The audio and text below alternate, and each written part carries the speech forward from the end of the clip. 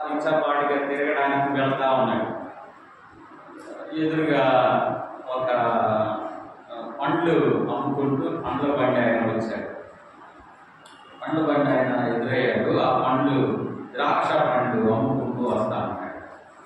ద్రాక్ష పండ్లు అమ్ముకున్న ఈ బండి ఆయన ఎదురాగానే ఈయన ఊరికి టైం పాస్ తిరుగుతున్నాడు కదా, ఆ వ్యక్తి అన్నాడు, ఎంత కిలో అన్నాడు. ద్రాక్షలు ఎంత కిలో? కిలో 70 రూపాయలండి అంటే కొన్ని ద్రాక్ష గెల నుండి వేరైపోయిన పండ్లు ప్రక్కన ఒక బుట్టలో వేశాడు. బుట్టలో వేసి మరి ఇయ్యంత అన్నాడు. ఒకనే కొనడు పెట్టడు, ఒక అడుగుతున్నాడు. ఇయ్యంత అనే వరకు ఆయన అన్నాడు, ఈ కిలో 30 రూపాయలు అన్నాడు. ఎందుకని పాడైపోయినాయా? లేదండి, అవి గెలతో అంటుకొని ఉన్నాయి కాబట్టి అది కిలో 70 రూపాయలు. గెల నుండి వేరైపోయినాయి కాబట్టి ఇవి 30 రూపాయలు అని ఈ చిన్న మాట అనగానే తన మనసులో రాయబడ్డట్టు అయిపోయింది. తన మనసులో ఏమనుకుంటున్నాడంటే, నాకు భార్య వద్దు, నా కుటుంబం వద్దు, నా సంఘం వద్దు, నాకు పరిచర్య వద్దు అని వెళ్ళిపోతా ఉన్నాడు. ఆ పండ్లు అమ్ముకునే ఆయన చెప్పిన ఒక్క మాట తన మనసులో బలంగా పడిపోయింది. నేను నా కుటుంబం వద్దనుకొని, సహవాసం వద్దనుకొని, సంఘం వద్దనుకొని వెళ్ళిపోతున్నానే, నా విలువ కూడా పడిపోద్ది నేను ఇట్లా వెళ్ళిపోతే అని చెప్పి ఆయన అలా తిరుగుకుంటూ ఆయన వెంటనే వచ్చేసి మందిరంలో మీటింగ్ జరుగుతుంటే అనుకోక కూర్చొని తన మనసులో దుఃఖపడుతూ, ప్రభువా నాతో మాట్లాడు, నన్ను సరిచేయి అని తాను సిద్ధపడుతున్నాడు. చాలాసార్లు మనం అనుకుంటాం, దేవుడు నాతో మాట్లాడాలి అంటే ఒక పెద్ద ప్రసంగికుడు కావాలి, లేకపోతే ఒక పెద్ద వాక్య భాగం కావాలి, లోతైన పుస్తకం కావాలి అని మనం అనుకుంటాం. కానీ దేవుడు నీతో మాట్లాడదలుచుకుంటే ఎవరైనా ఉపయోగించుకుంటాడు. గొప్ప ప్రవక్త అయిన బిలాముతో మాట్లాడటానికి గాడిని ఎంచుకున్నాడు. సంఘం నుండి, కుటుంబం నుండి వేరైపోతున్నటువంటి ఆ వ్యక్తితో ఒక పండ్లు అమ్ముకునే వ్యక్తి అన్న మాట తన మనసులో వచ్చి తిరిగి దేవుని సన్నిధికి నడిపించింది. అయితే ఈ ఉదయకాల సమయంలో మీకు ఎన్నో పనులు ఉన్నప్పటికీ, ఎంతో ప్రయాస మీకు బయట ఉన్నప్పటికీ, మీ సమయాన్ని, మీ విలువైనటువంటి కాలాన్ని దేవుని సన్నిధిలో గడపడానికి వచ్చారు. ఇది మీకు విలువకరంగా ఉండడానికి దేవుడు మనందరితో మాట్లాడాలి. నా చిన్న మాట ప్రార్థన చేసి వాక్యానికి వెళ్తాను. నేను కూడా చిన్న మాట ప్రార్థన చేసి దేవుని వాక్యాన్ని మీకు అందించడానికి ప్రయత్నం చేస్తాను. ప్రేమ నమ్మకం కలిగిన తండ్రి, నీకు వందనాలు, స్తోత్రాలు చెల్లిస్తున్నాను. అల్పుడైన దాన్ని మీ శిలువ చాటు మార్పుపరుచుకోనండి. ఈ ఉదయకాల సమయంలో గత కొన్ని దినాలుగా ప్రార్థించి నిరీక్షించినట్లుగా 3 దినాల వాక్య కూడికల పరంపరలో నీ దాసులను అనుకున్నాను మీరు నిలవబెట్టుకొని మీ ఆత్మతో నింపండి. మీ ఆత్మ పాత్రని ఈ ఉదయకాల సమయంలో మీరు అనుగ్రహించాలని మీ సన్నిధిలో ప్రార్థన చేస్తూ ఉన్నాను. ప్రభు, అనుకున్నైనా నన్ను కూడా మీ ఆత్మతో నింపి మీ నోటి కూరగా వాడుకునండి. సిలువ వేయబడి మృతుల్లో నుండి తిరిగి లేచి మా కొరకై పరలోకములో స్థలాలు సిద్ధపరుస్తూ తిరిగి రానైన ప్రభువారు మా హృదయాలను మీ రాకడకు సంసిద్ధులుగా చేసే విధంగా ఈ మాటల ద్వారా మమ్మల్ని బలపరచమని, మమ్మల్ని మీ చేతులకు అప్పగించుకుంటూ పాపికి రక్షణ, స్థానిక సంఘానికి ఉజ్జీవాన్ని దయచేయమని రక్షకుడైన యేసుక్రీస్తు వారి పరిశుద్ధమైన నామమున ప్రార్థించి వేడుకుంటూ ఉన్నాం తండ్రి. ఆమేన్. రైట్, ఇక్కడ మనకి తెలియనటువంటి వాక్య భాగం కాదు ఇది. మార్కు సువార్త 10వ అధ్యాయము 46వ వచనం నుండి చివరి వచనం వరకు ఉన్న ఈ పారాగ్రాఫ్ లో ఒక సన్నివేశం జరుగుతూ ఉంది, ఒక సంఘటన జరుగుతుంది. ఈ సంఘటన మనందరం అనేక పర్యాయాలు విన్నాము, అనేక పర్యాయాలు బోధించి ఉంటాము, ఎవరైనా చెబుతూ ఉంటే వినుంటాం, బైబిల్లో అనేక సార్లు చదివి ఉంటాం. అయితే కొత్త విషయం కాదు. కానీ ఉదయకాల సమయంలో మరో కొత్త కోణంలో ఈ వాక్యాన్ని స్నానం చేయాలి అని ప్రభు సహాయము కోరుకుంటూ ముందుకు పడుతుంది. ఇక్కడ చూసినట్లయితే 26వ వచనంలో దానికంటే ముందుగా ఇక్కడ ఈ ప్యాసేజ్ ఎవరిని గురించి మాట్లాడుతుంది? గుడ్డివాడు అంటే బైబిల్ గ్రంథంలో చాలా మంది గుడ్డివాడు ఉన్నారు. అయితే ఏ గుడ్డివాడు? అమ్మా వెరీ గుడ్. తీమై కుమారుడైన బర్తిమై అనే గుడ్డివాడికి కళ్ళు రావడం, ఒక అద్భుత కార్యం జరగడం ఇక్కడ మనం చూస్తాం. ఇతడు తన జీవితంలో గొప్ప మార్పును చూశాడు. తన జీవితంలో దేవుని సంధించినప్పుడు తన జీవితంలో గొప్ప మార్పు ఎదురైంది. అతడు అలా మారడానికి 3 కారణాలు ఉన్నాయి. ఆ 3 కారణాలు చెప్పి నేను ముగిస్తాను.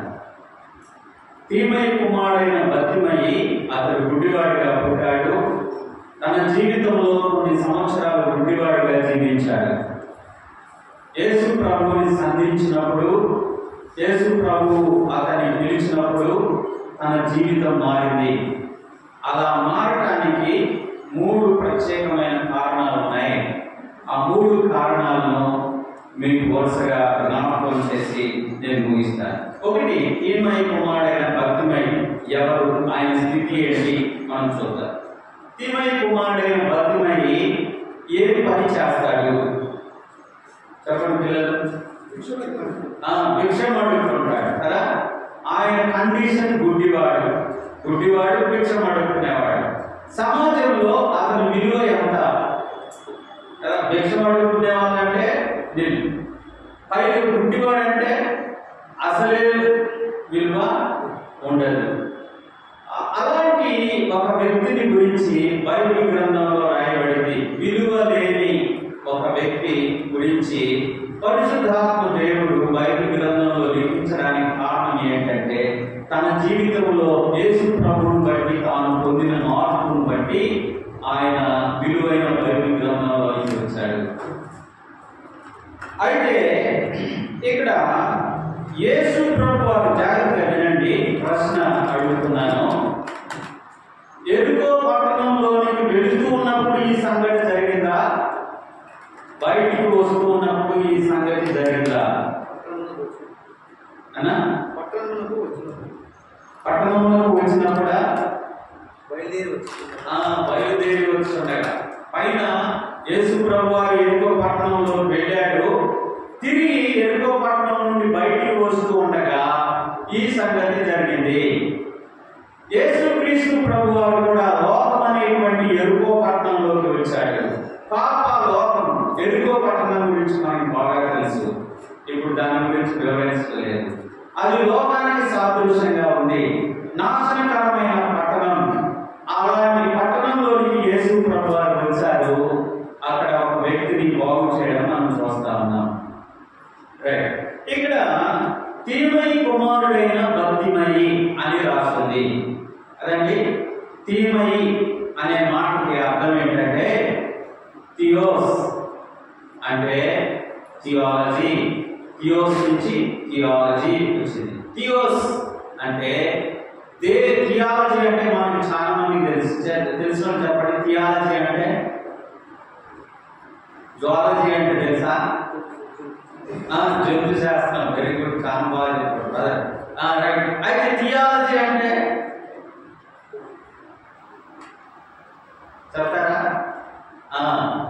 దేవుని గురించి అధ్యయనం చేసే శాస్త్రాన్ని థియాలజీ అంటారు. చాలా మంది బైబిల్ ట్రైనింగ్ చేసి వచ్చామంటారు కదా, వాళ్ళని అడిగితే చెప్తారు వాళ్ళకి ఒక సబ్జెక్ట్ థియాలజీ, ప్రాపర్ థియాలజీ అంటారు.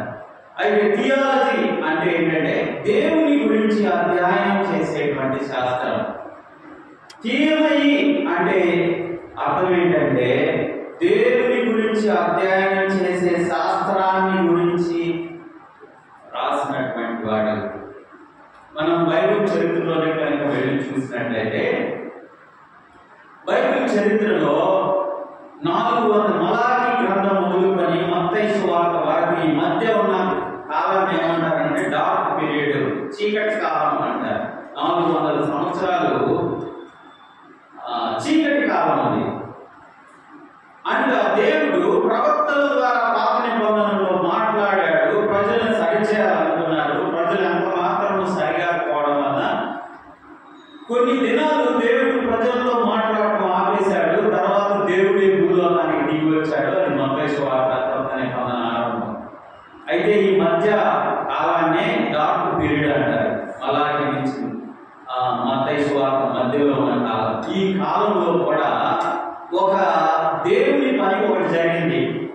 కొన్ని కొరియన్ బైబిల్స్ అంటారు. వాటిలో ముందు బైబిల్ గురించినటువంటి ఇంట్రడక్షన్ ఇస్తాడు. బాబు ఈ బైబిల్ పైకి చూపి పైకి ఇంకా ఎంపలు కూడా కనపడేది. ఆ బైబిల్లో మీరు అలాంటి బైబిల్ ఉంటే ముందు చూడండి. బైబిల్ గురించి కొంత ఇంట్రడక్షన్ రాస్తూ అక్కడ రాస్తారు. ఎపిఫెనీస్ అనేటువంటి ఒక తెగ ఉంది బైబిల్లో. వాళ్ళు ఏం చేశారంటే ఈ 400 సంవత్సరాల డార్క్ పీరియడ్ లో వారు ఇశ్రాయేలీలో శ్రమలు సంభవించడం వల్ల వీళ్ళు లేవియా గోత్రానికి శాస్త్రి గోత్రానికి సంబంధించిన ఈ తెగవారు ఎక్కడికి వచ్చారంటే మృత సముద్రం యొక్క ప్రాంతంలో అడవుల్లో నివసిస్తూ వారు ఏం చేశారంటే బైబిల్ స్క్రోల్స్ ని యాస్టీస్ గా రాస్తూ వచ్చారు. యెషయా గ్రంథం ఉందనుకోండి, యెషయా గ్రంథాన్ని పెట్టుకొని పేపర్ చర్మపు కాగితాల మీద అలా రాసుకుంటూ వచ్చేవాళ్ళు. యెషయా గ్రంథం అంతా అయిపోగానే దాన్ని ప్యాక్ చేసి ఒక రాత్రి బాణంలో పెట్టి సీల్ చేసి తీసుకెళ్లి అడవుల్లో లేకపోతే లోయల్లో మృత సముద్రంలో అలా పడేసేవాళ్ళు. ఈ పరిచర్య దేవుడు వాళ్ళకి ఎందుకో అలాంటి ప్రేరణ ఇచ్చారు. వారు చేసే పని ఏంటంటే పొద్దులు లేస్తారు, ధర్మశాస్త్రాన్ని గా రాసేది, ఒక పుస్తకం అయిపోతేనే దాన్ని సీల్ వేసేది, ఒక రాత్రి బాణంలో దాన్ని ప్యాక్ చేసి తీసుకెళ్లి ఒక అడవిలోనో లోయలోనో సముద్రంలోనో పడేసి వస్తా ఉండేవారు. నేను ఎందుకు ఆ మాట చెప్తా ఉన్నాను అని అంటే జాగ్రత్తగా వినండి. అలాంటి కాలానికి సంబంధించినటువంటి ఆ 400 సంవత్సరాలలో చివరి కాలానికి సంబంధించినటువంటి వాడు ఈ యొక్క తీమయి అనేటువంటి వ్యక్తి. ఎందుకు నేను ఈ మాటలు చెప్తున్నానంటే దేవుని పరిచర్యనే జీవితంలో ప్రధాన పనిగా ఎంచుకొని దేవుని యొక్క లేఖనాలను యాజిటీగా యథాతథంగా రాసి వాటిని ముందున్న తరాలకు అందించాలి అనేది వారి యొక్క ఆశ. మేము ఒక ప్రశ్న అడుగుతా.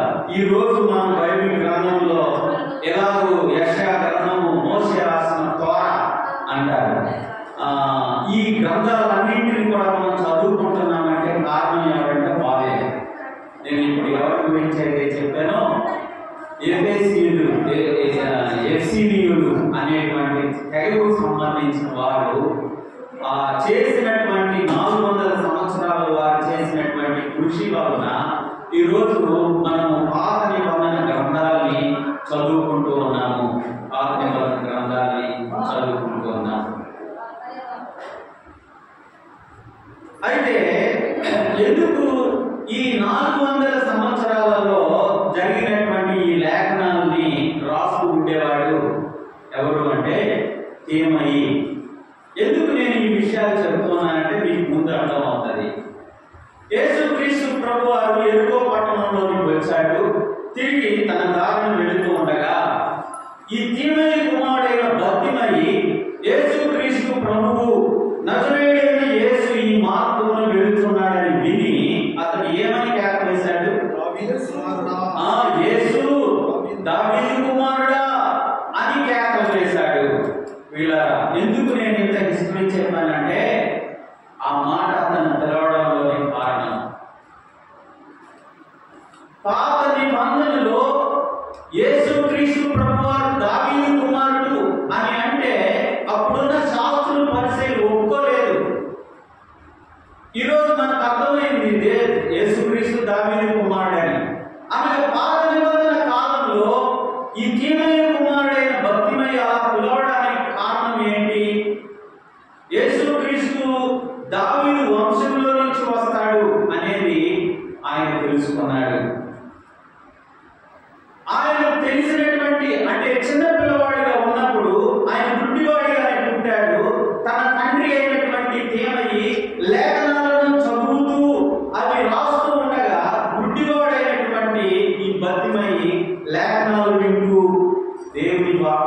తెలుసుకున్నాడు.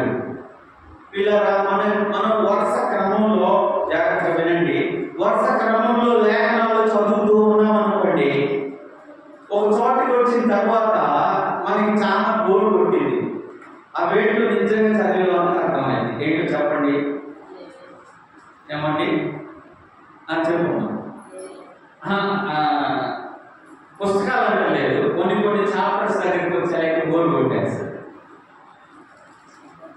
ఏదో చెప్పనా, కొన్ని అధ్యాయాలు ఏముంటాయంటే వంశావళిలో ఉంటుంది. అసలు చదివితే అర్థం. 2-3 అధ్యాయాలు వంశావళిలే ఉంటాయి. ఉదాహరణకి ఎజ్రా గ్రంథం 3వ అధ్యాయం 4వ అధ్యాయం చూస్తే అతని అలా దినవృత్తాంతాల్లో ఉంది. రూతు గ్రంథం చివరి 3 వచనాలు ఏంటి చెప్పండి. రూతు గ్రంథం చివరి 3 వచనాల్లో కూడా అదే వంశావళి ఉంటది. యేసుక్రీస్తును గూర్చిన వంశావళి పొడిగింపు ఉంటది. ఇలా కొన్ని అధ్యాయాలే యేసుక్రీస్తు లేదా వారి వంశవృక్షాన్ని గురించినటువంటి విషయాలు ఉంటాయి. అయితే ఈరోజు మనం తెలుసుకుంటున్న మత్తయి సువార్త 1వ అధ్యాయం 1వ వచనంలో ఏమనుంది? అబ్రహాము కుమారుడైన దావీదు కుమారుడైన యేసు. ఇది చాలా సింపుల్ గా ఉంది. తర్వాత 17వ వచనం వరకు కూడా వారి వంశవృక్షాలను రాసి తర్వాత యేసుక్రీస్తు జనన విధానం అని స్టార్ట్ చేశాడు.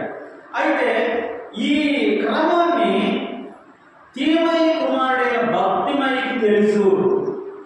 అప్పుడున్న సమాజం యేసుక్రీస్తు ప్రభువారు శరీరధారిగా భూలోకంలో సంచరిస్తూ ఉన్నప్పుడు వారు యేసుక్రీస్తుని గురించిన అవగాహన ఏంటి అప్పుడున్న సమాజానికి? అదే మార్కు సువార్త 3వ అధ్యాయం 6వ వచనం చదవండి. మార్కు సువార్త 3వ అధ్యాయము 6వ అధ్యాయం 3వ వచనం చదువుతారండి. ఇతడు మరియ కుమారుడు కాడా? ఇతడు యాకోబు, యోసేపు, యూదా, సీమోను వారి సహోదరుడు. ఇతడు యాకోబు, యోహాను, సీమోను అనేటువంటి వారి సహోదరుడు కాడా? ఇతని అపరిసంఖ్యులు లేరా? ఇతడు వడ్లవాని కుమారుడు కాడా అన్నాడు. అంటే యేసుక్రీస్తు భూలోకంలో సంచారం చేస్తూ ఉన్నప్పుడు అప్పుడున్న సమాజం అంతా కూడా ఏమని యేసుక్రీస్తు గురించి అవగాహన చేసుకున్నారంటే, ఇతడు వడ్లవాని కుమారుడు, నజరేయుడైన యోసేపు కుమారుడు, ఒక వడ్రంగి కుమారుడు, మరియ కుమారుడు కాడా?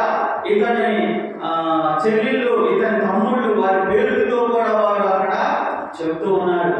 ఇలా యేసుక్రీస్తుని గురించి అప్పుడున్న సమాజం అలా అర్థం చేసుకుంటే, కానీ తీమయి కుమారుడైన భక్తిమయి ఇలా పిలవడానికి కారణం ఏంటి అంటే, కేవలం తాను లేఖనాల్లో ఏ వంశంలో నుంచి యేసు ప్రభు వస్తాడో ముందుగా తెలుసుకున్నాడు.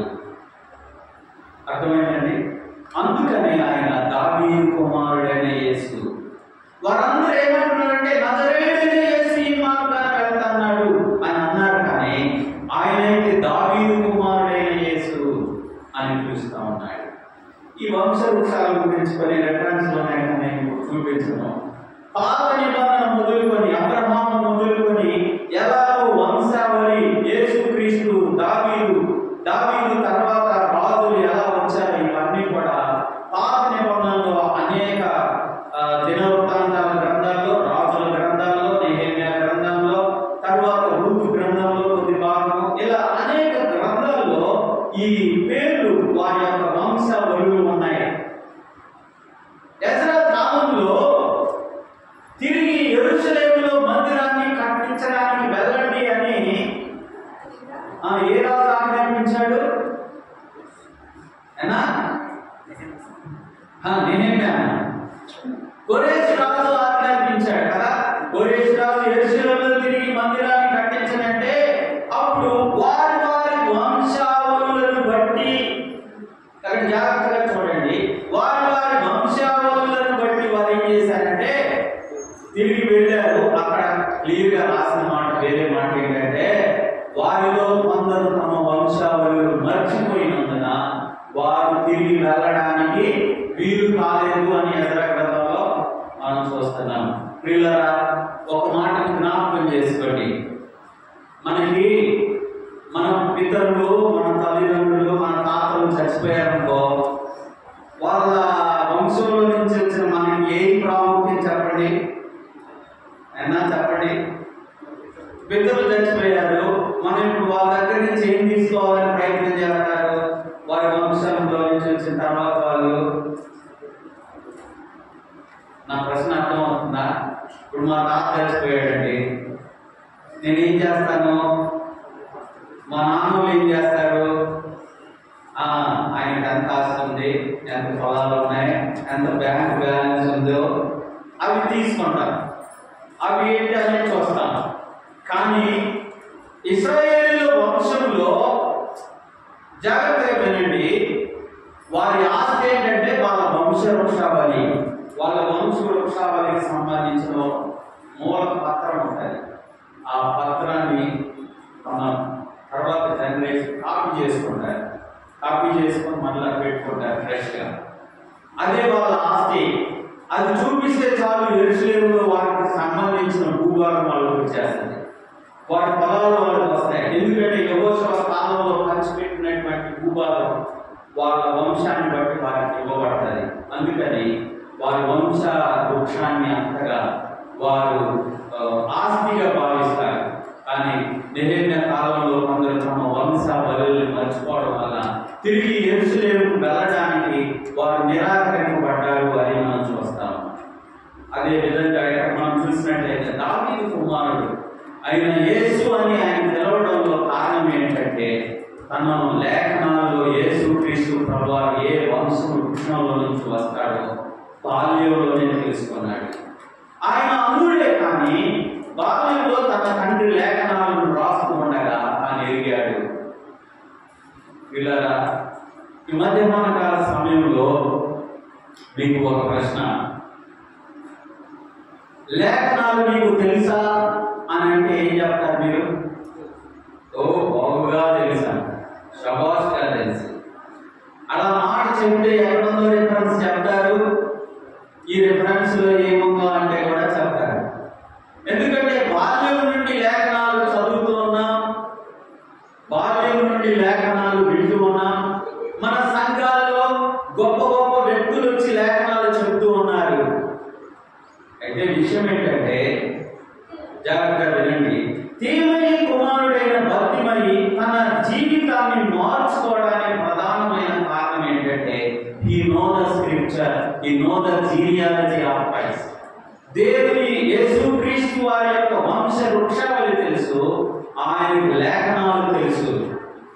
లేఖనాలు తెలవడం వల్ల తన జీవితాన్ని మార్చుకున్నాడు. దేవుని లేఖనాలు తాను తెలుసుకోవడం కాదు, కానీ తెలుసుకున్న లేఖనాల ద్వారా తన బ్రతుకును మార్చుకున్నాడు. అర్థమవుతుందండి మొదటి ప్రశ్న. అయితే మనకి చాలా లేఖనాలు తెలుసు, మన బ్రతుకు ఏమైనా మారుతుందా? ఏమంటే బయటికి ఏం చెప్పవద్దు, కానీ మనసులో నేను లేఖనాల్లో ఇన్ని అధ్యాయాలు, ఇన్ని పుస్తకాలు చదివాను, దీని ద్వారా నా బ్రతుకుని ఏమైనా మార్చుకోవడానికి అవకాశం ఉందా అని మనం ఆలోచించామా? అదిగో ఆ రోజు ఎరుకో పట్టణ బయటకు యేసు ప్రభువారు వస్తూ ఉంటే వారందరూ చెప్పారు, నజరేయుడైన యేసు ఈ మార్గాన్ని వెళ్తున్నాడు అనగానే లేఖనాలు మనసులో తిరిగినాయి. ఆ మనిషి అంటా ఉన్నాడు, ఆ గుడి భిక్షగాడు అంటున్నాడు, దావీదు కుమారుడైన యేసు నన్ను కరుణించు, ఈ తరుణం పోతే నాకు నా జీవితం మారదని ఆయన పదే పదే కేకలు వేస్తా ఉన్నారు, గర్తిస్తున్నారు. ప్రక్కన అనేక రకాలుగా అతన్ని నిందిస్తూ ఉన్నారు, హేళన చేస్తూ ఉన్నారు, అవమానపరుస్తూ ఉన్నారు. కానీ మరి ఎక్కువగా కేకలు వేస్తా ఉన్నారు.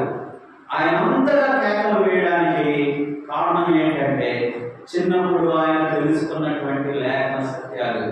యేసుక్రీస్తు ప్రభువారు నజరేతులో నుంచి వస్తాడని, ఆయన దావీదు వంశంలో నుంచి వస్తాడని, ఆయన మరి దేవుని యొక్క కుమారుడని, ఆయన అనేక స్వస్థతలు మహత్కార్యాలు చేస్తాడని, ఆయన జీవితాలను బ్రతుకులను మారుస్తాడని బాల్యంలోనే లేఖనాలను తన తండ్రి ద్వారా తెలుసుకున్నటువంటి తీమయి కుమారుడైన బర్తిమయి తన జీవిత జీవితాన్ని మార్చుకున్నాడు. ఎన్ని సంవత్సరాలుగా ఈ సంఘానికి వస్తూ ఉన్నావు, ఎన్ని సంవత్సరాలుగా నీ చేతిలో ఉన్న లేఖనాలను చదువుతూ ఉన్నావు, కానీ నీ బ్రతుకులో మార్పు సంభవిస్తుందా అనేది అడిగితే, అన్నా నేను ఒకప్పుడు ఇలా ఉండేవాడిని, దేవుడు నన్ను మార్చి రక్షించుకున్నాడు, మంచిది, చాలా సంతోషం. రక్షించుకున్న వారికి ఇక లేఖనాలతో పని లేదా? ఏమండి, రక్షణ పొందిన వారికి ఇక లేఖనాలతో పని లేదా? పేతురు అన్నాడు, ఏమన్నాడు? క్రొత్తగా జన్మించిన శిశువును పోలిన వారై ఏమన్నాడు?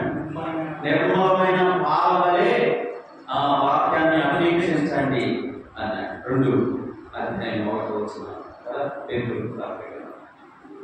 రక్షణ పొందితే కాదు, ఆత్మీయంగా ఎదగాలి అంటే మనకేం కావాలి?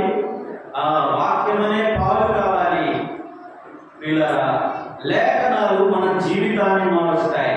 దేవుని వాక్యం మన జీవితాన్ని తెలుసుకొని, అనేక వాక్య సత్యాలు తెలుసుకొని మన జీవితంలో మార్పు లేకుండా జీవిస్తే గుడ్డి భిక్షగాడి కంటే గుడ్డి వారు అంతే కదా.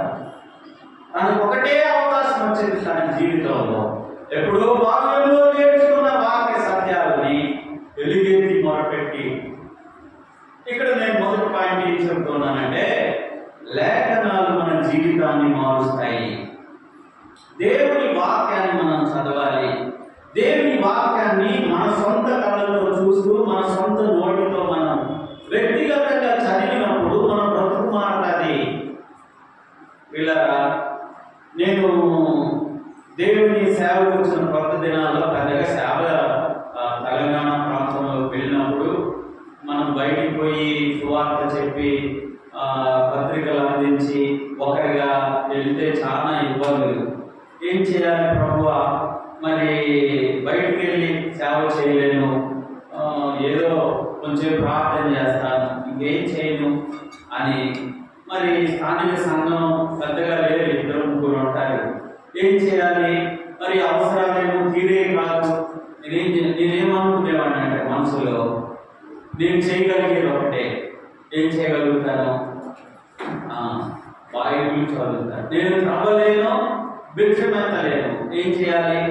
కూర్చొని అవర్స్ టుగెదర్ అలా ఈ పుస్తకం అయిపోయే వారికి లేవకూడదు అనుకొని చదువుకుంటూ ఉంటే దేవుడు అద్భుతంగా ఎన్నో ప్రతి అవసరాన్ని తీరుస్తూ వచ్చాడు. ఈ బైబిల్ గ్రంథం నేడు మన చేతుల్లో ఉంది, కానీ దాన్ని ఎంతగా మనం ధ్యానం చేస్తున్నాం, దాన్ని ఎంతగా, ఎందుకంటే దేవుని వాక్యం మన జీవితాలను మార్చేదిగా ఉంది. దేవుని వాక్య సత్యాలు మన జీవితాన్ని మార్చేదిగా ఉంది. ఈ ఉదయకాల సమయంలో తీమయి కుమారుడైన బర్తిమయి తాను గుడ్డివాడిగా పుట్టాడు, ఎందుకు ఇలాంటి బ్రతుకు అని అనుకోలేదు. కానీ తాను బాల్యంలో తన తండ్రి దగ్గర నేర్చుకున్న వంశావళిని తన జీవితంలో పదే స్మరించుకుంటూ ఉన్నాడు. ఒకనొక దినం ఆ వాక్యము అతనికి ప్రత్యక్షమైంది. ఆదియందు వాక్యం ఉండేను, వాక్యము దేవుని యొద్ద ఉండేను, ఆ వాక్యమే దేవుడై ఉండేను. 14వ వచనంలో ఆ వాక్యమే శరీరధారి అయి కృపా సత్య సంపూర్ణుడిగా తీమయి కుమారుడైన బర్తిమయి దగ్గరికి ఒక రోజు రావడం సంభవించగానే ఆ సమయాన్ని ఆయన వదిలిపెట్టలేదు.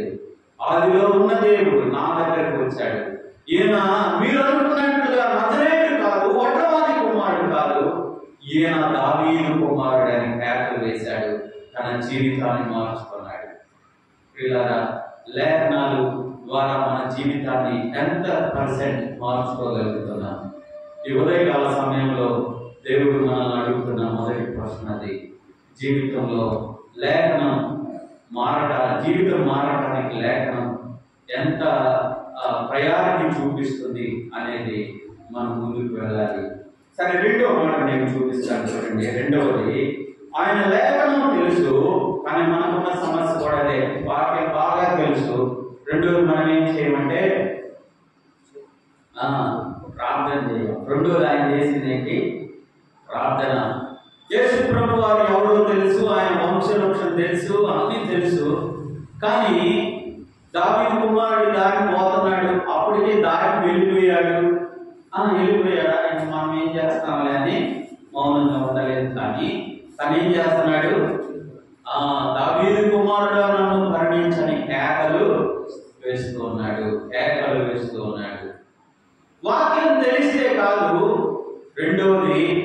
ప్రార్థన జీవితం మన జీవితాలను మారుస్తుంది. ప్రార్థన అనేది మన జీవితాన్ని మారుస్తుంది. ఎంతగా ప్రార్థించాడు అని అంటే, ఎంతగా ప్రార్థించాడు మీరు చెప్పండి. తిమై కుమారుడైన బతిమై ఎంతగా ప్రార్థించాడు? ఎవరు చెప్తున్నారు అన్న? పెద్దగా చెప్పండి. కేక వేశాడు. అది చెప్తున్నంత వరకు మరి ఎక్కువగా. ఇవన్నీ కరెక్టే, మీరు చెప్పేవన్నీ కరెక్టే, వెరీ గుడ్. కానీ నేనేమనుకుంటున్నా అంటే యేసు నిలిచేవారు కదా, అమ్మాట ఉంది కదా. యేసు నిలిచి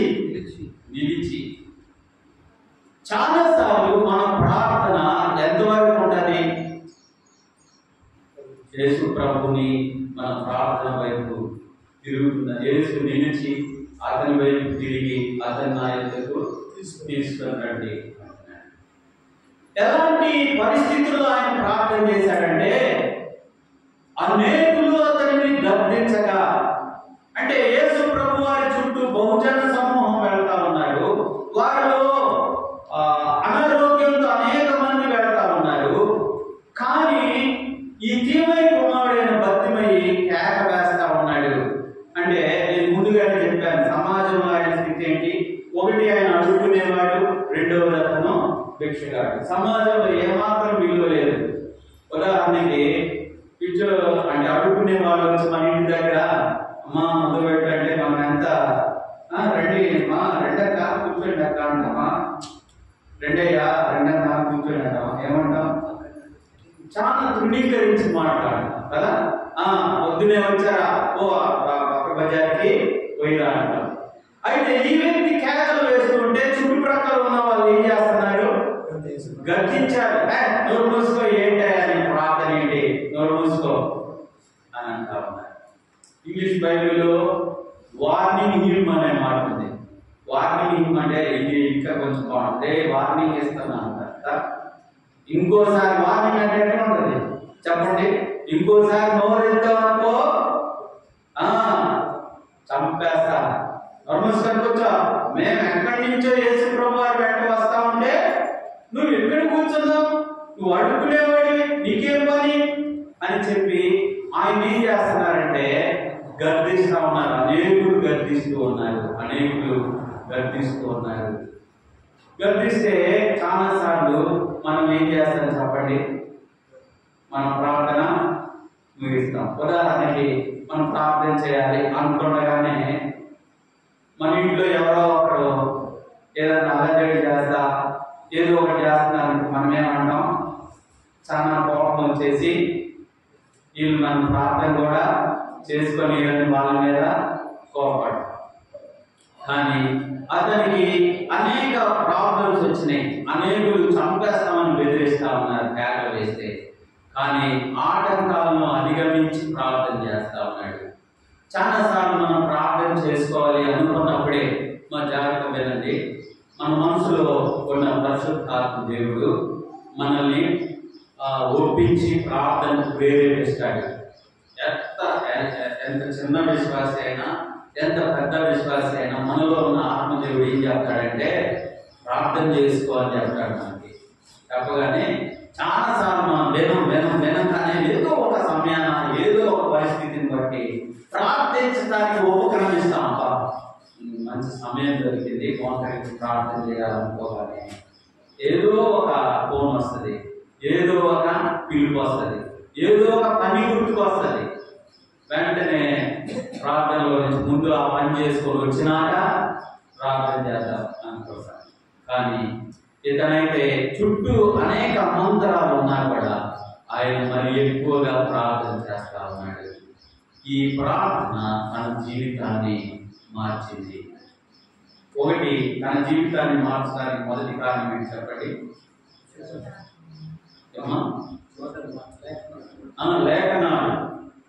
లేఖనాలు బాల్యంలోనే ఎదిగాడు. తిమోతి గురించి మనకు తెలుసు కదా, బాల్యంలోనే లేఖనాలు ఎదిగాడు. ఈయన కూడా బాల్యంలోనే యేసుక్రీస్తు వారి యొక్క వంశవృక్షాన్ని గురించి, థియాలజీని గురించి, ప్రాపర్ థియాలజీ అంటారు, అది తాను తెలుసుకున్నాడు. కాబట్టి తన జీవితం మారింది. రెండవది ఆయన చేసిన ప్రార్థన ఆయన్ని మార్చింది. మూడవ మాట మనం చూద్దాం. చూడండి, మూడవ మాట ఏంటంటే తన యొక్క విశ్వాస జీవితాన్ని మనం చూస్తా ఉన్నాం. విశ్వాస జీవితం అని క్రింద కనుక మనం చూసినట్లయితే అతడు యేసు ప్రభువారు ఆయన కేక వేసుకుండగా నిలిచి అతను నా దగ్గరికి తీసుకొని రండి అని అనగానే దేవుడు పరిస్థితులను మార్చేశాడు. అప్పుడు దాకా ఎవరైతే వార్నింగ్ ఇచ్చారో, అప్పుడు దాకా ఎవరైతే గద్దించారో వాళ్ళు ఏం చేశారు? యేసు అతను నా దగ్గరకు తీసుకొని రండి అని అనగానే ఏం చేశాడు? ఆ చుట్టూ నిల్చున్న వాడు ఏమన్నా చెప్పండమ్మా, చెప్పానా? ఆయన నిన్ను పిలుస్తున్నాడు, ధైర్యం తెచ్చుకోండి అన్నాడు. ఎవరు ఈ మాట అన్నారు?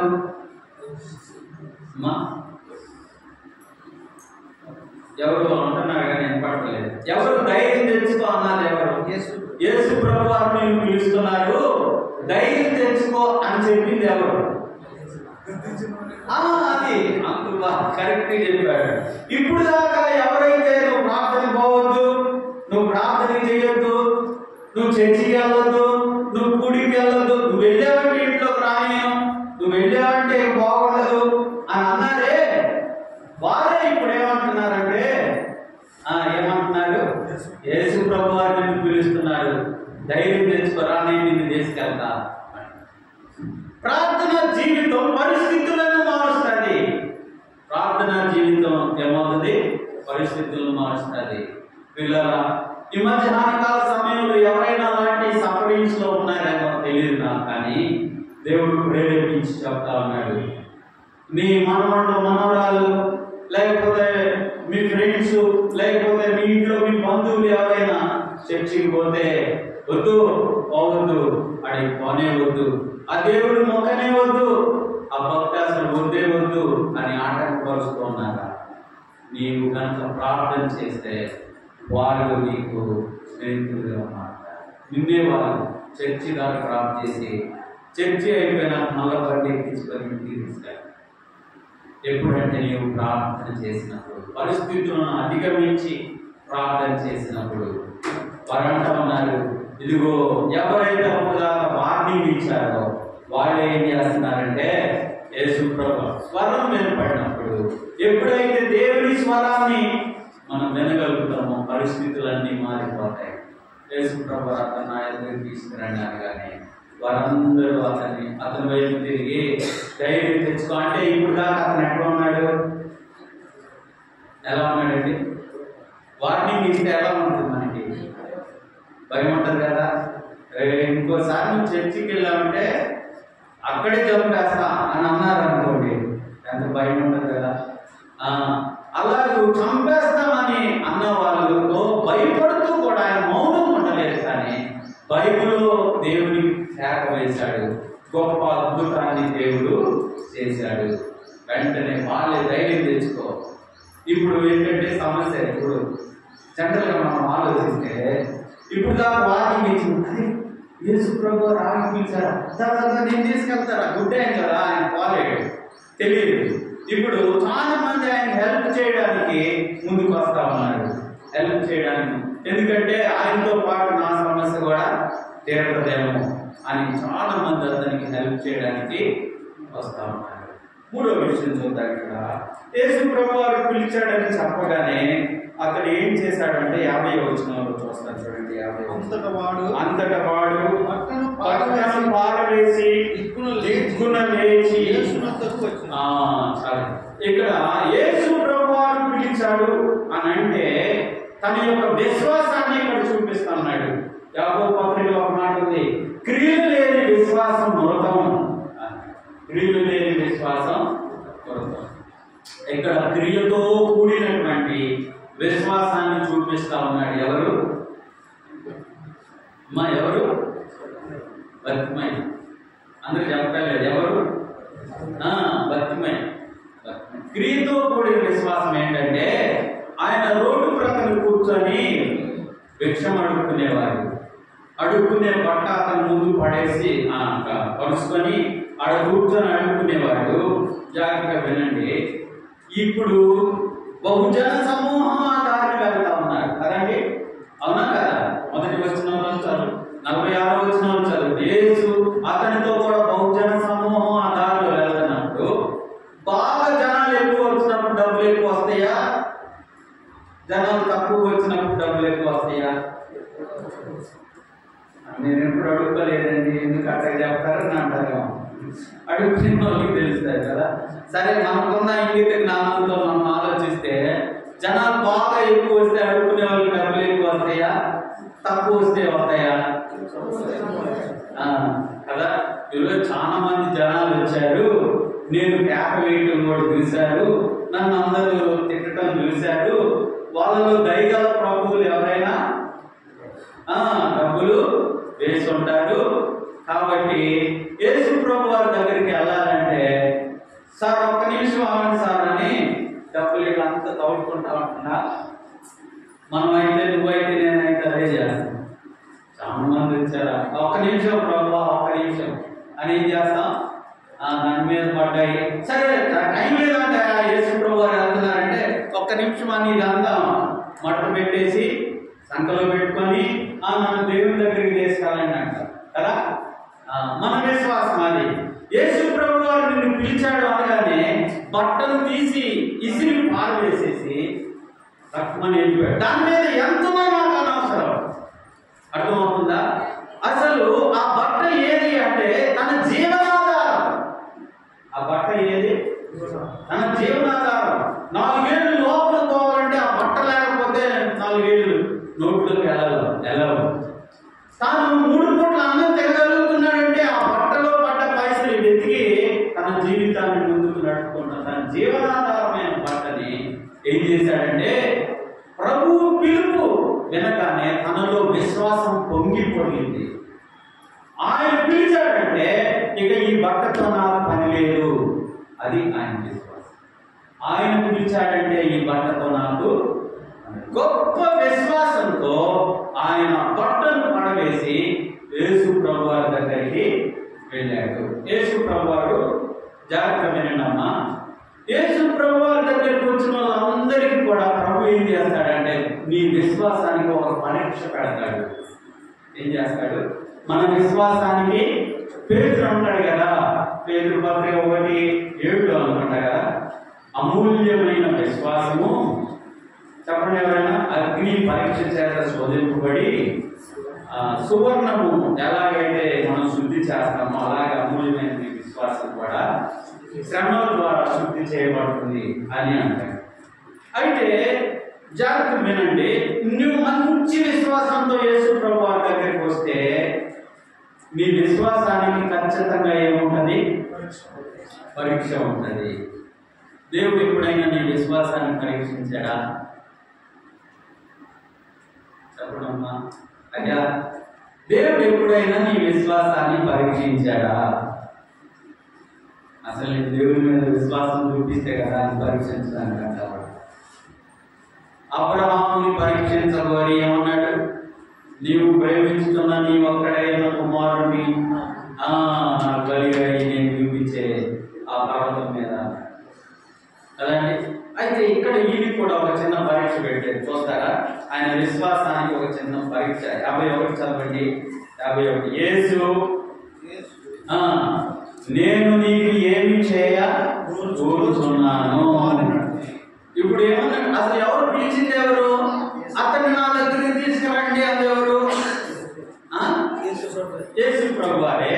ఇప్పుడు యేసు ప్రభు వారు దగ్గరికి ఆయన వచ్చాడు. ఎలా వచ్చాడు? విశ్వాసంతో వచ్చాడు. క్రియాపూర్వకమైన విశ్వాసంతో వచ్చాడు. తన బట్టను పారవేసి వచ్చేసాడు. ఇప్పుడు యేసు ప్రభు వారు ఏమంటున్నాడంటే, ఇక్కడ నేనేం చేయాలి నీకు అనగానే ఆయన ఏమనుకోవాలి తెలుసా? నేను పొరపాటు పడ్డానేమో. దావీదు వంశంలో నుంచి వచ్చే యేసుక్రీస్తు ప్రభు వారు ఎలాంటి వాడంటే మా డాడీ చదువుతుంటే విన్నాను, 139లో పేర్కొన్నాను కదా, నీవు కూర్చొని ఉండుట, నీవు లేచుట ఆయనకి తెలిసే ఉన్నది, నీవు పండుకునుట ఆయనకి తెలిసే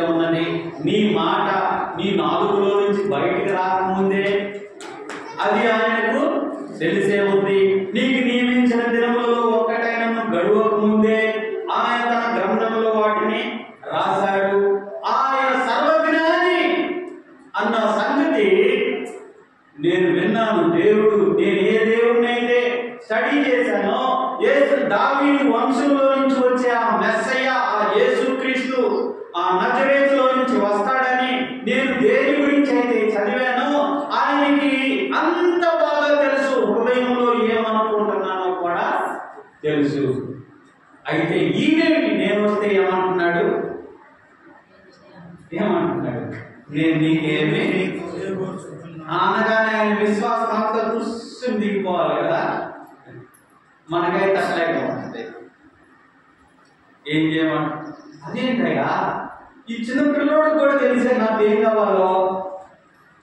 అందరికీ అర్థమవుతుందా? కళ్ళు లేవు. కళ్ళు లేనోడికి ఏం కావాలి? చూపు కావాలి. ఆ సంగతి అక్కడ నిల్చున్న ప్రజలందరికీ తెలిసింది, కానీ ఎవరికి తెలియలేదు. తెలియక కాదు, యేసు ప్రభువారు తన విశ్వాసానికి పరీక్ష పెడతా ఉన్నాడు. అమ్మా, నీకు ఏదో తెలియని పరీక్ష నీకు పెట్టడు. జాగ్రత్తగా వినండి. మనం అనుకుంటాము, దేవుడు ఆ బరణానికి అట్లాంటి పరీక్ష పెట్టాడు కదా, నాకు కూడా అట్లాంటి పెడతాడా, నాకు ఎప్పుడు పెట్టలేదే, అది నేను విశ్వాసనా కాదా అని సందేహించాల్సిన అవసరం లేదు. నీ 1వ తరగతికి ఎలాంటి పరీక్ష పేపర్ ఇస్తాడు? 1వ తరగతి వాళ్ళకి సంబంధించిన పరీక్ష పేపరే ఇస్తారు. 10వ తరగతి వాళ్ళు 1వ తరగతి వాళ్ళకి ఇస్తారా? ఇస్తే ఏమీ రాయలేదు. అలాగే మనకు సంబంధించిన విశ్వాసానికి సంబంధించిన పరీక్ష మాత్రమే దేవుడు పెడతాడు.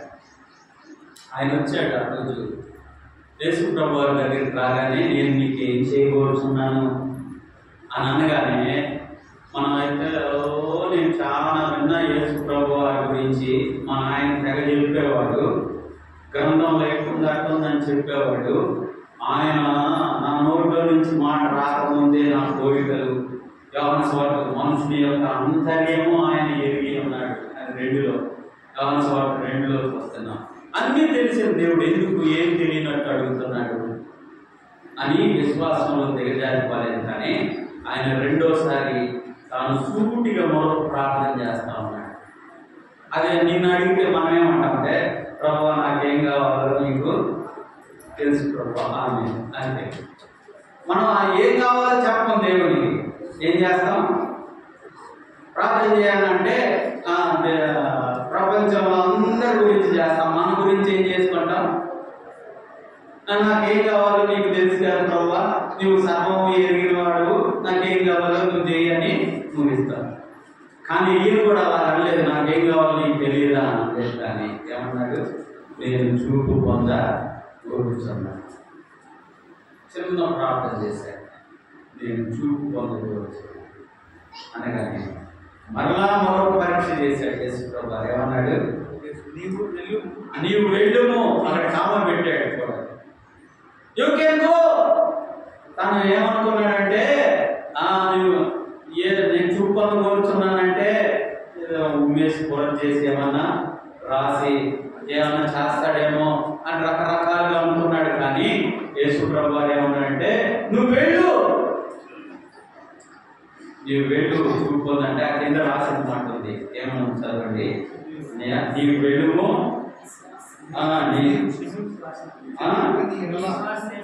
నీ విశ్వాసం నేను స్వస్థపరచునని అతనితో చెప్పాను. ఆ తర్వాత మాట కావాలి. వాడు త్రోవను వెళ్ళుచు త్రోవన ఆయన వెంట వెళ్ళుచు చూపు పొంది. ఏమండి?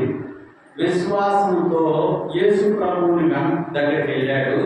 2వది ఏం జరిగిందంటే పరీక్షించాడు, పరీక్షలో నిలిచాడు. నీ విశ్వాసమే నేను స్వస్థపరుస్తుంది అని అనగానే, నువ్వు వెళ్ళంటే వాడు వెళ్ళిపోలేదు. ఎటు వెళ్ళాడు? యేసు వెంట వెళ్ళాడు. ఉందా మాట? ఆ త్రోవను ఆయన వెంట వెళ్ళుచూ చూపు పొందాను. వెళ్ళుచూ అంటే యేసు ప్రభు దగ్గరికి వచ్చాడు, కానీ గుడ్డివాడిగానే యేసు ప్రభుతో కొన్ని అడుగులు నడిచాడు. ఎన్ని అడుగులు వేసాడో తెలియదు. నేను అనేది అర్థమవుతుందా? గుడ్డివాడిగానే యేసు ప్రభుతో నడుస్తూ విశ్వాసంతో నడుస్తున్నాడు. పిల్లల జాగ్రత్తగా వినండి. ఈ రోజుల్లో రేపు ఇక్కడికి వచ్చారో లేదో తెలియదు. మా హైదరాబాద్ నిండా వాళ్ళే ఏమంటారు తెలుసా? రైట్ నౌ అంటారు. ఇప్పుడే స్వస్థపరచు అంటారు. యేసు ప్రభు అనలేడు ఆ మాట. ఏమన్నాడు ఆయన్ని? లోపల వెళ్తూ విశ్వాసంతో ఆయనతో నడుస్తూ ఏం పొందాడు? చూపు పొందాడు. రైట్ నౌ కాదండి. చాలా మంది మోసపోతున్నారు సహోదరులారా. వాళ్ళ దగ్గరికి వెళ్ళగానే రైట్ నౌ అని అరుస్తా ఉన్నారు. ఇప్పుడే స్వస్థత పొందాలా? విశ్వాసంతో ఆయన వెంబడిస్తే ఖచ్చితంగా ఆయన నీకు స్వస్థతని ఇస్తాడు. రేపు ఎల్లుండి రకరకాలైన బోధలు టీవీలో ఫోన్లలో చూసి మోసపోకండి. లేఖనం స్పష్టంగా చెప్తా ఉంది. ఈ గుడ్డి భిక్షగాడు ఎంతో విశ్వాసంతో దేవుడి దగ్గరికి వచ్చాడు. త్రోవన ఆయన వెంట వెళ్తూ చూపులు పొందాడు. నీ విశ్వాస జీవితంలో నీకు సమస్య ఉంది. సమస్యను తీర్చుకోవడానికి యేసు ప్రభు వారిని వెంబడిస్తా ఉన్నావు. సమస్య తీరలేదని వెనకడుగు వేయకు. విశ్వాసంతో ఆయన వెంట వెళ్ళు. ఖచ్చితంగా ఆ సమస్యను తీరుస్తాడు. రాగానే తగ్గాలి అనేది లేదు. ప్రభువుని వెంబడించు. ఈ విశ్వాసానికి పరీక్షలో నువ్వు వెళ్ళు. అప్పుడే నీ జీవితంలో మార్పును చూస్తావు. 4 విషయాలు మనం ఈ చిన్న ప్యాసేజ్లో నేర్చుకున్నాం. ఏమేంటి చెప్తారో? 1, అనేక వాక్య సత్యాలు ఉన్నాయి, కానీ వాక్య సత్యము మన జీవితాన్ని మార్చుకోవడానికి ఏమైనా అన్వయించుకుంటున్నామా? నాకు తెలిసి నాకంటే చక్కగా వాక్య సత్యాలు ఎరిగిన వారు సహోదరులు ఎందరో ఉన్నారు. కానీ మన జీవితాన్ని మార్చుకోవడానికి ఎంతగా వాటిని అన్వయించుకుంటా ఉన్నాం. నాకు తెలిసి తేమయి కుమారుడైన బర్తిమయికి ఎంత లోతైన మత్తయి సువార్త లేదు ఆయన దగ్గర. ఉందా? మత్తయి సువార్త ఉందా? బర్తిమయి దగ్గర మత్తయి సువార్త ఉంటే చక్కగా చెప్పేసేవాడు. ఏమని వచ్చేవాడంతా చదువుకొని బట్టి కొట్టేశాడు. కానీ ఆయన దగ్గర ఏముందంటే వంశవళి అక్కడ కొంచెం ఉన్నదంతా కూడా ఎత్తి చక్కగా వరుసగా రాశారు మత్తయి సువార్త. అలాంటి వంశవళి అంతా దాన్ని థియాలజీ ప్రాపర్ అంతా తెలుసుకున్నాడు. తన జీవితంలో ఈ ఒక సత్యం తెలుసుకున్నాడు. వాక్య సత్యము తన జీవితంలో మార్పు చెందేలాగా ప్రయాసపడ్డాడు. తాను ప్రార్థన చేశాడు. మనము ప్రార్థన చేస్తా ఉన్నాం, కానీ మన జీవితంలో ఎక్కడ సమస్యలు అక్కడ ఉన్నాయి. కారణం ఏంటంటే మన ప్రార్థన ప్రభువుని నిలబడలేదు. ప్రభువుని మన సమస్యల వైపు తిప్పలేకపోతాను. కారణం ఏంటంటే మనం దేవుని సన్నిధిలో మన మనసుని ఏకాగ్రత చేయలేకపోవాలి. 3వది విశ్వాసం, క్రియారూపకమైనటువంటి విశ్వాసాన్ని ఆయన కనుసరించాడు. యేసు ప్రభు వారు పిలిచాడంటే ఈ బట్టలతో నాకు ఇక పని లేదు. నేనేం చేస్తానంటే ఒకవేళ నేను అనుకుంటున్న యేసు ప్రభు ఆయన కాదేనుకో, రేపు నుంచి నేను ఎలా బ్రతకాలి? ఈ బట్టను పారేస్తే రేపు నుంచి నేను ఎలా బ్రతకాలి? ఒకవేళ కళ్ళు రాలేదు, నేను ఎలా బ్రతకాలి అని అనుకుంటాను. కానీ తనైతే ఆయన పిలిచాడంటే ఖచ్చితంగా నాకు కళ్ళనిస్తాడు. ఈ బట్టలో నాకు పని. క్రియాపూర్వకమైన విశ్వాసంతో వెంబడించాడు. విశ్వాసాన్ని పరీక్షించినప్పుడు ప్రభువు ఆ విశ్వాసంలో నిలిచాడు. 3వది విశ్వాసంతో ప్రభు. 4వది విశ్వాసంతో ప్రభువుని వెంబడించాడు. ఆ తర్వాత తన జీవితంలో గొప్ప మేలుని ఆయన చూశాడు. ఇలా వాక్యాన్ని చదువుదాం. మన సొంత కళ్ళతో చూసి మన సొంత నోటితో చదువుదాం. ప్రభు యొక్క ఆత్మ మనకి దేవుని వాక్యాన్ని బోధిస్తుంది. ఈ రోజుల్లో ఫోన్లలో యూట్యూబ్లో ఇలా మీటింగ్లో దేవుని వాక్యాన్ని కొల్లగా వింటా ఉన్నాను, కానీ కూర్చొని 1 గంట దేవుని వాక్యాన్ని చదివిన అనుభవం ఉంటే ఖచ్చితంగా దేవుడు నా జీవితంలో గొప్ప కార్యము చేస్తాడు. ప్రార్థన జీవితం, అలాగే విశ్వాస జీవితం, క్రియారూపకమైన విశ్వాసం కావాలి. క్రియ లేని విశ్వాసం వృద్ధం అని యాకోబులో చెప్తా ఉన్నాడు. ఒకడు నాకు క్రియలు ఉన్నవి, నీకు విశ్వాసం ఉన్నది, నీ క్రియలు లేకుండా విశ్వాసం నాకు కనపరచుము, నా క్రియలు నీకు చూపిస్తాను అంటే అది అంత మాత్రం దేవుడి దృష్టికి యోగ్యమైంది కాదు. మన విశ్వాసం క్రియారూపం దాల్చినప్పుడే దేవుడు మన జీవితంలో కార్యము చేస్తాడు. విశ్వాసానికి పరీక్ష ఉంటుంది, అది కూడా మనం గుర్తుపెట్టుకోవాలి. ఆ పరీక్షలో మనం పాస్ అయినప్పుడే దేవుడి దగ్గర నుండి గొప్ప మేలు మన జీవితంలో మనం చూస్తాం. ప్రభు తన మాటలు చూసినాక సమయాన్ని ఇచ్చినటువంటి మరి దేవునికి ప్రత్యేకంగా ప్రార్థన చేసుకుందాం. కనికర సంపన్నుడు అయిన తండ్రి, మీకు వందనాలు, స్తోత్రాలు చెల్లిస్తున్నాం. మీరు ఎవరో, మీ గుణ లక్షణాలు ఏంటో మా జీవితంలో మేము అర్థం చేసుకొని నిన్ను విశ్వసించడానికి కొరకు చూపించండి. మీకు సమస్తము తెలుసు. మేము కూర్చుంట, మేము లేచుట, మేము పండుకొనుట, మేము మాట్లాడుట సమస్తమును నీవు ఎదిగి ఉన్నావు.